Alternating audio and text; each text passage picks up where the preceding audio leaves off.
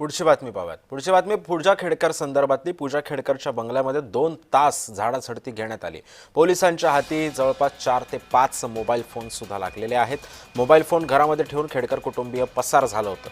दिलीप आणि मनोरमा खेडकर हे त्यांचे फोन पुण्यातील बंगल्यामध्ये ठेवून गायब झाले। रबाळे आणि पुण्यातील चतुर्शृंगी पोलिसांनी दोघांच्या मोबाईल लोकेशनचा शोध घेतला, मात्र त्यांचं अखेरचं लोकेशन त्यांच्या बंगल्यातच आढळलं। पोलिसांनी आतमध्ये जाऊन तपास केला। आता दोघांच्याही मोबाईलचं लोकेशन आढळणं बंद झालं। पोलिसांनी घरातूनच पूजा खेडकरचा एक जुना मोबाईल सुद्धा ताब्यात घेतलाय।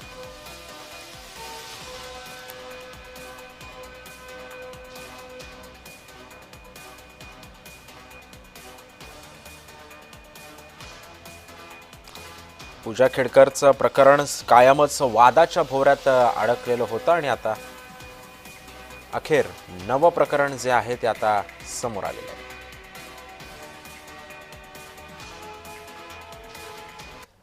दरम्यान याच खेडकर कुटुंबाचा नेमका आतापर्यंतचा कारनामा काय काय राहिलाय पाहूयात ग्राफिक्सच्या माध्यमातून। कार अपघातानंतर आता नुकसान भरपाईच्या वादातून दिलीप खेडकरांकडून तरुणाचं अपहरण करण्यात आलं। पोलीस स्टेशनला नेतो असं सांगून त्या तरुणाला पुण्यातील एका घरी नेत डांबून ठेवलं। त्या तरुणाचा मोबाईल दुसऱ्या दिवशी सुरू केला। तो मोबाईल सुरू करण्याची खेडकरांना चूक भोवली। मोबाईल लोकेशनच्या आधारे पोलीस खेडकरांच्या घरी पोहोचले।